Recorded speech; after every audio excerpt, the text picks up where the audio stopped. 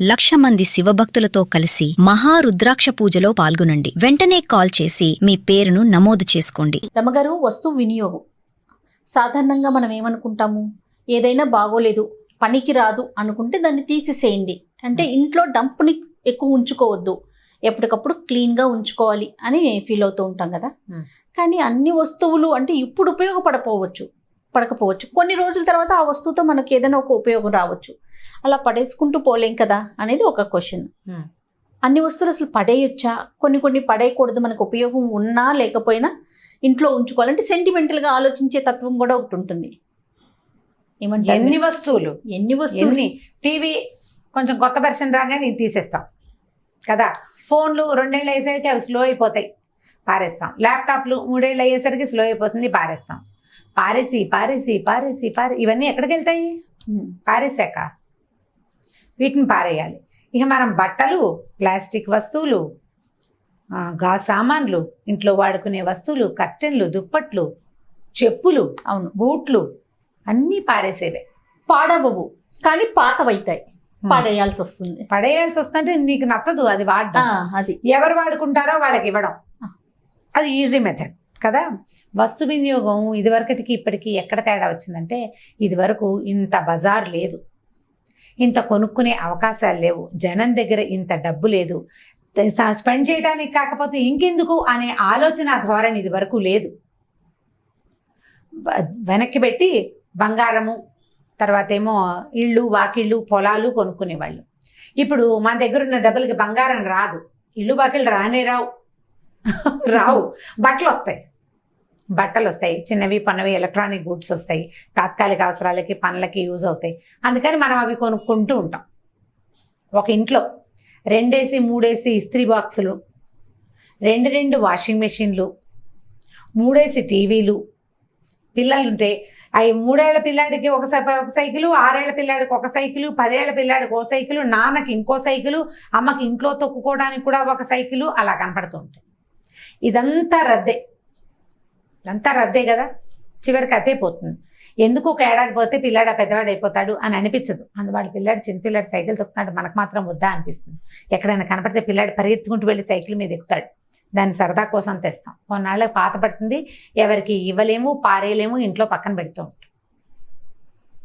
పిల్లల ఆట బొమ్మలు, పిల్లల వస్తువుల మీద ఎంత భ్రమ ఉందో ఎంజాయ్. ఇప్పుడు ఎంత ఎనర్జీయో, ఎంత డబ్బు దండగో, ఎంత వేస్టో, అసలు భూమిలో కలవు ఒక్క వస్తువు కూడా. కష్టసాధ్యమైన సంగతి. అయితే ఇప్పుడు బట్టల సంగతి చూద్దాం.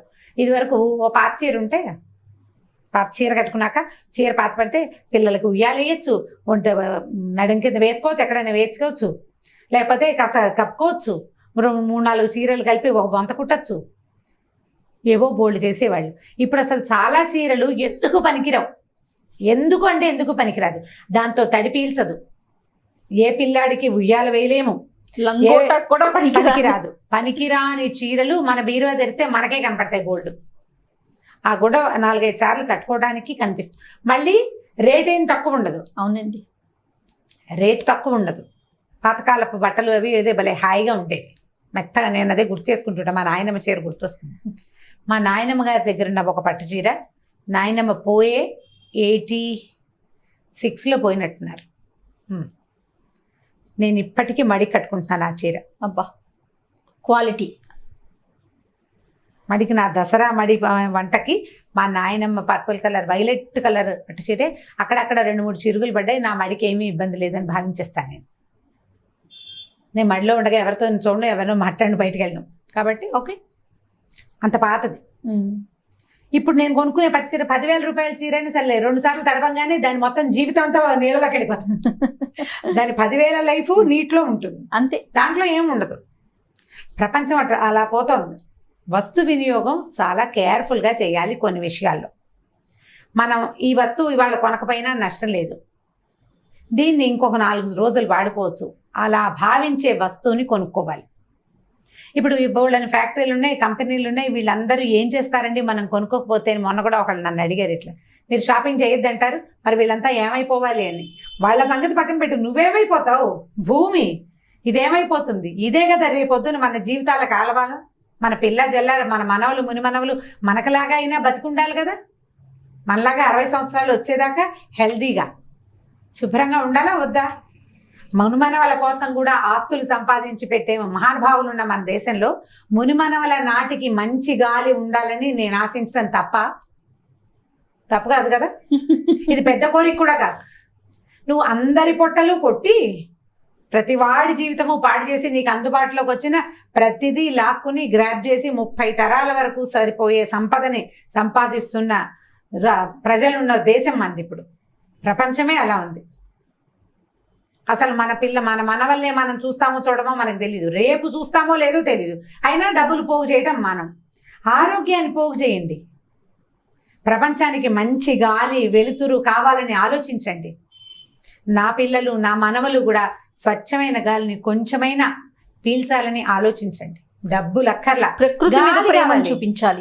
గాలి కావాలి. వెదవ డబ్బు లేకపోతే పీడా పోయి వాళ్ళ దగ్గర రేపు పొద్దున వస్తుంది. గాలి ఎక్కడి నుంచి వస్తుంది? వాళ్ళు లేకపోతే రేపు లేదే, మనం లేదు కదా, రేపు లేదు, ఇంకా రేపు అసలు లేనే ఉండదు కదా. ఇంకా అందుకని దానికోసం జాగ్రత్త పడండి. మనం వస్తువులు కొనకపోతే ఎవరికి నష్టం లేదు, ఏం పర్వాలేదు.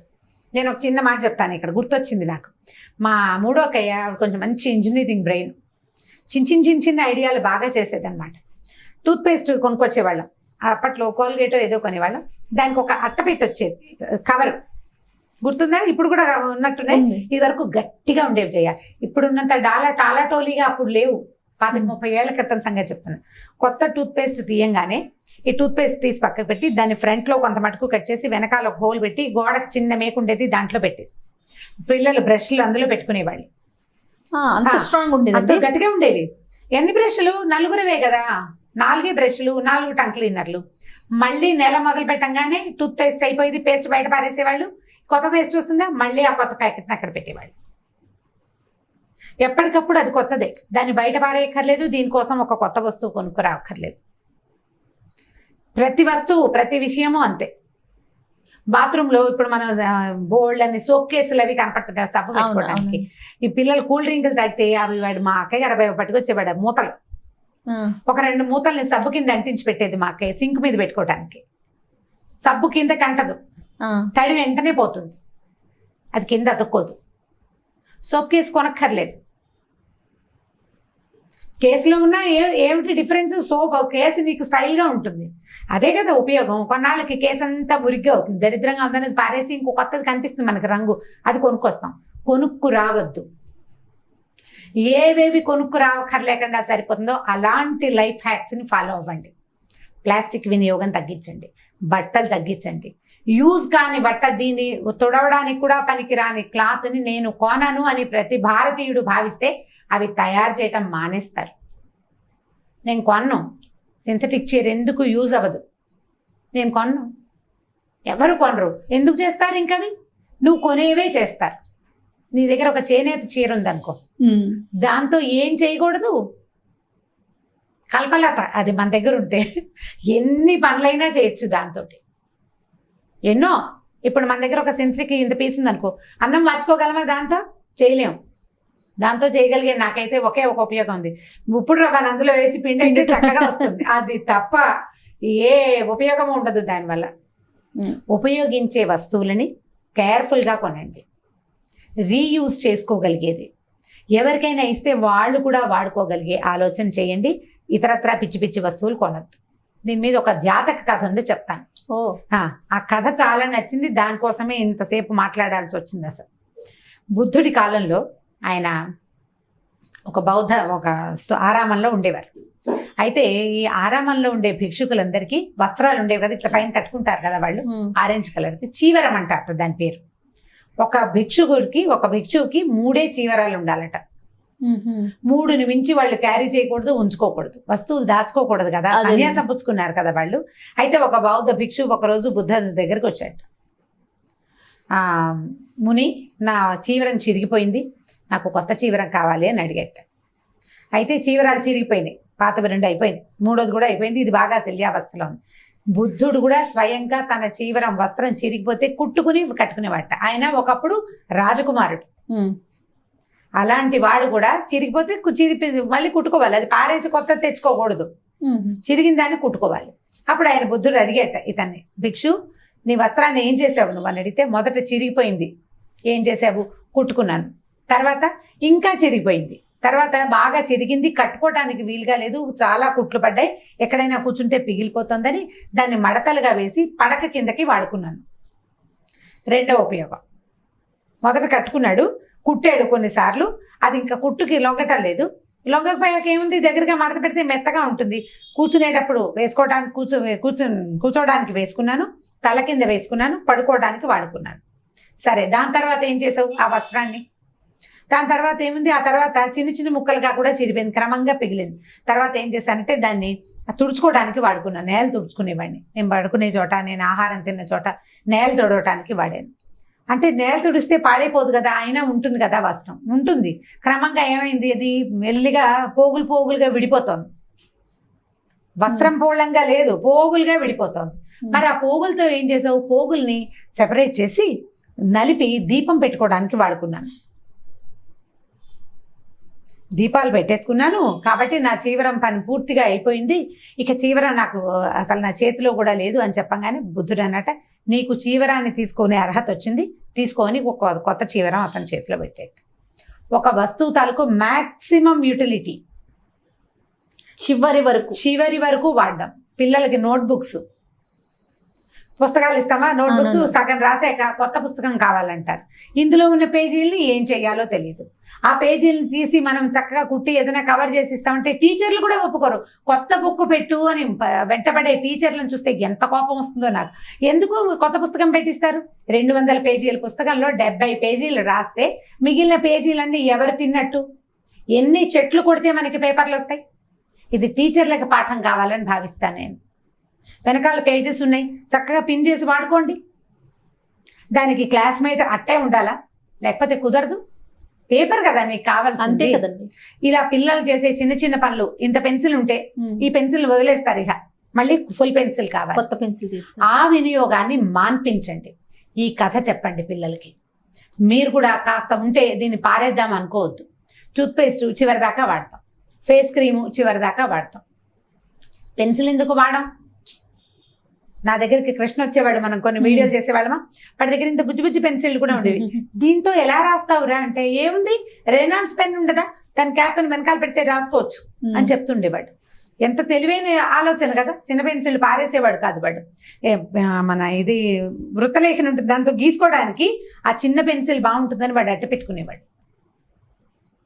పిల్లల్లో ఈ ఆలోచనని ఎంకరేజ్ చేయండి. వృధాగా వస్తువులు కొనొద్దు.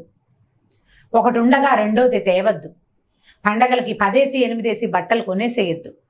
ఆ తీసుకున్న బట్ట ఇంకో పనికి కూడా యూజ్ అవుతుందా లేదా అనేది ఆలోచించండి. కాటన్ని ప్రోత్సహించండి. ఇప్పుడు కాటన్ బట్టలు తొందరగా మురికైపోతాయండి, మిగిలిన అవేవో మురికి అవ్వవు అంటారు. మురికి చెయ్యకుండా ఉంచే ప్రాక్టీస్ చేయండి. మురికి కాకుండా ఉండాలి. చేనేతను ప్రోత్సహించండి. ఆ బట్ట ఇంకొక దానికి యూజ్ అవుతుంది, దానికి లైఫ్ ఇస్తుంది, ఇంకొక వ్యక్తికి కూడా లైఫ్ ఇస్తుందని భావించండి. ఇప్పుడు బౌద్ధ భిక్షువు దగ్గర నుంచి మనం మిగిలినవేమీ నేర్చుకోక్కర్లే, వస్తు వినియోగాన్ని నేర్చుకోవాలి. కాస్త అంత అన్నం ఉంటే పారేస్తామా? రాత్రి అన్నం అంత అన్నం మిగిలింది, పొద్దున ఎందుకు కాస్త పెరుగు కలిపి అందులో చిన్న తిరగమాతేసి అన్నాల దగ్గర పెట్టేస్తే సరిపోతుంది కదా, దద్దోజనంలాగా ఉంటుంది, వెరైటీగానే ఉంటుంది. దీన్ని పారేయడం ఎందుకు? ఇంత పప్పు మిగిలింది, ఒక గోధుమ పిండిలో పెట్టేసేయండి, చిన్న పరోటాలాగా వతేయండి. తెలియని కూడా తెలియదు, అది రాత్రి పప్పు అని నువ్వు చెప్తే తప్ప. పారేయద్దు. పారేయాల్సిన వస్తువుల్ని కొనకండి. ముందు పొదుపుగా చేసుకోవటం నేర్చుకోవటం. ఇప్పుడు ఇందులో పొదుపు లేదు. ఇది పొదుపు కంటే ప్రధానమైనది జాగ్రత్త. ఇది మన ఫ్యూచర్ ని బాగా జాగ్రత్త. ఇప్పుడు పొదుపుకి ఏముంది, నువ్వు డబ్బులు పెట్టద్దంటలేదు, ఖరీదైన వస్తువు కొనుక్కోండి. ఎక్కువ కాలం మందికి ఉండే వస్తువు చూసి కొనుక్కోండి. 2 ఏళ్లలోనే మార్చేసేది కాకుండా ఒక 5, 6, 10 సంవత్సరాలు ఉండేలాగా మంచిదే. డైనింగ్ టేబుల్స్ మార్చేస్తారు, దీపావళికి సోఫాలు మార్చేస్తారు. ఎన్ని మార్చేస్తావు? ఈ రద్దంతా ఎక్కడికి వెళ్తుంది? ఓ 10 ఏళ్ళైనా సోఫాకి లైఫ్ ఇవ్వద్దు, 10 సంవత్సరాలైనా ఈ రద్దంతా ఎక్కడికి వెళ్ళాలి? ఇదంతా మన నెత్తి మీద బరువు అని తెలుసుకోండి. మన భూమిని పాడు చేస్తుంది, మన పిల్లల మనవల భవిష్యత్తుని సర్వనాశనం చేసేస్తుంది. వాళ్ళకి మంచి గాలి నీళ్లు కూడా ఇవ్వవు. నువ్వు డబ్బులు వజ్రాలు ఇచ్చినా ఇవ్వకపోయినా ఎవడికక్కర్లేదు. నా బంగారం అంతా మా మనవరాలకి అని చెప్తుంటారులే మా ఆంటీ ఒక ఆవిడ. నువ్వు బంగారం అయితే పీడపోయేది, ముందు గాలి నీళ్లు కావాలి కదా. వాటిని చెడగొట్టకుండా ఉండడానికి ట్రై చేయండి. ఇప్పుడు మనకు వచ్చిన ప్రస్తుత పరిస్థితుల్లో జాగ్రత్తగా ఉండటం మనకు అలవాటైంది, దీన్ని కంటిన్యూ చేయండి. ఖచ్చితంగా. ఉమ్. రైట్ రామ్ గారు. ఓకే జయ, నమస్తే.